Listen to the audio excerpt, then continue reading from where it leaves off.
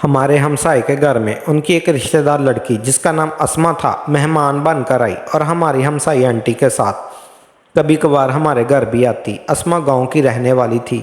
اس کا گاؤں خانپور ڈیم کے پاس تھا جو ہمارے گھر سے تقریباً 1.25 گھنٹے کی دوری پر تھا، مگر اس راستے پر کبھی نہیں گیا تھا۔ آنٹی اسما کی چچی لگتی تھی جس کے گھر اسما رہنے آئی تھی۔ اسما سانولے رنگ کی 19 سالہ لڑکی تھی جس کا جسم بھرا ہوا تھا اور زیادہ تر برقع اور نقاب ہی پہنتی تھی۔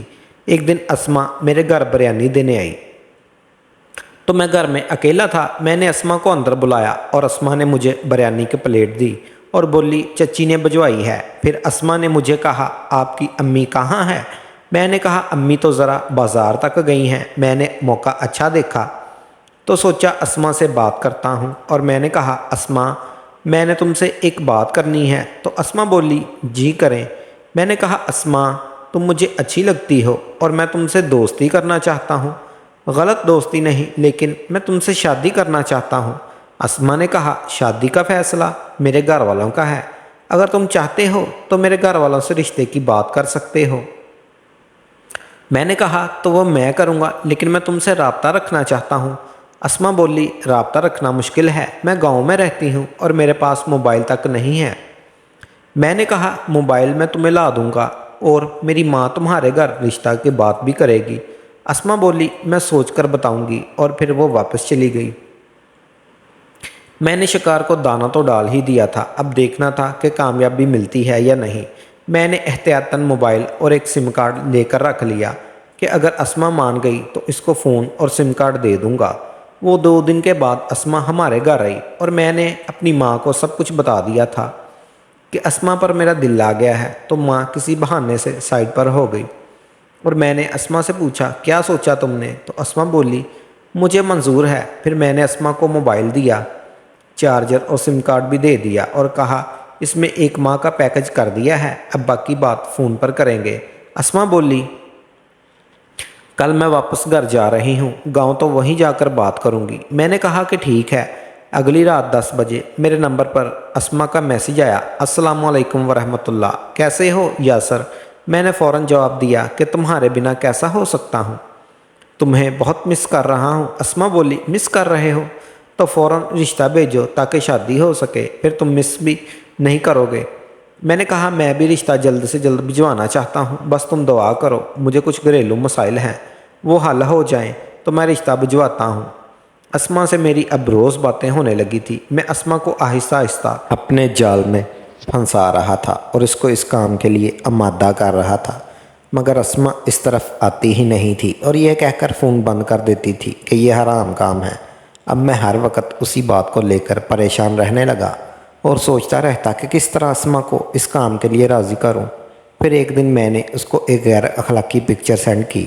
اس نے وہ پکچر دیکھ لی مگر مجھے کوئی میسج نہیں کیا اور نہ ہی کوئی کال کی، تو میں نے ایک اور پکچر اسے سینڈ کر دی۔ پھر کافی دیر بعد اس کا میسج آیا، یاسر تم مجھے اتنی گندی تصویریں کیوں سینڈ کر رہے ہو؟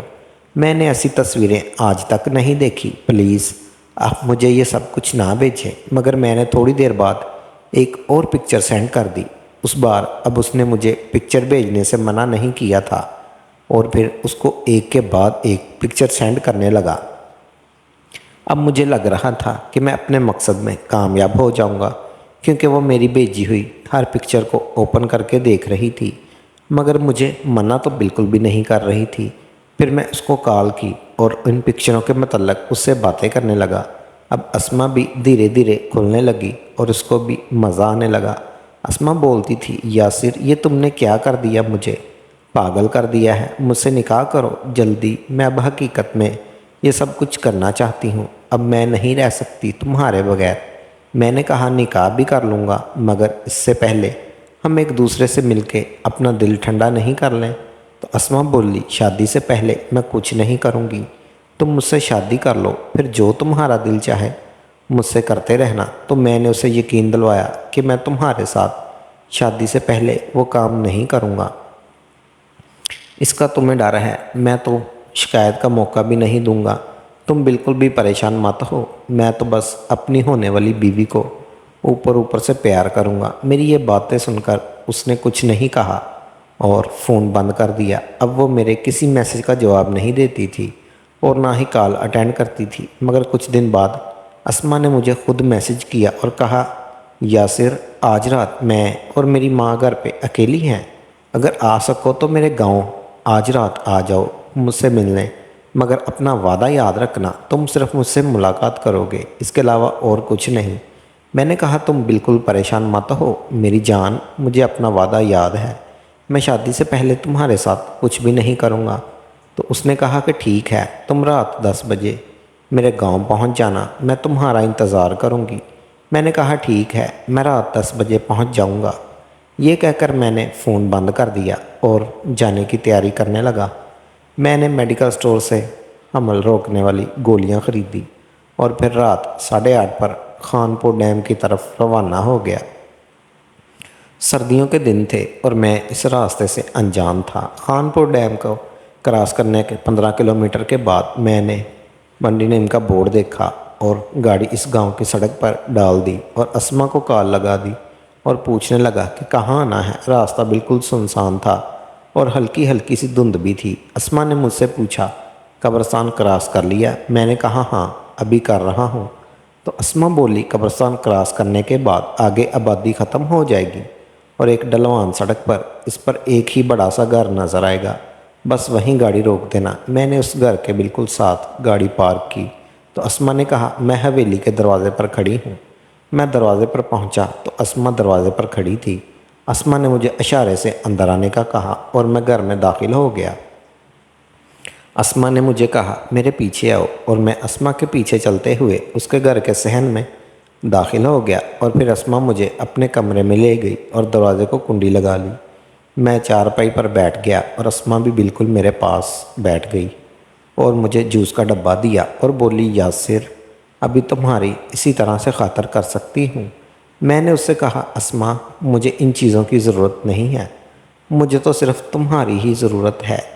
یہ کہہ کر جیسے ہی میں نے اس کا ہاتھ پکڑا تو اس نے شرم سے اپنی آنکھیں نیچے جھکا لی، تو پھر میں اپنے ہاتھوں سے اس کے ہاتھوں کو سہلانے لگا اور آہستہ آہستہ اس کے قریب ہوتا گیا، مگر جب میں اس کے بہت زیادہ قریب ہو گیا تو اچانک سے وہ اٹھ کھڑی ہو گئی اور کہنے لگی، یاسر بس اب تم جاؤ، رات بہت ہو گئی ہے۔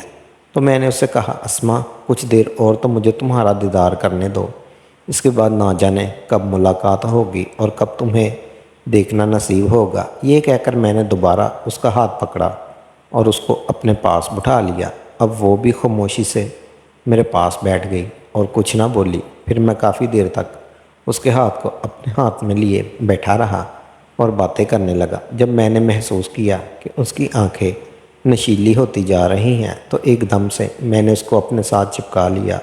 اس نے تھوڑی بہت مذمت کی اور پھر آہستہ سے نشیلی آواز میں کہنے لگی، یاسر یہ سب غلط ہے۔ یہ بات کہتے ہوئے اس کی زبان اس کا ساتھ تو نہیں دے رہی تھی اور کچھ دیر بعد اس نے اپنے آپ کو میرے حوالے کر دیا۔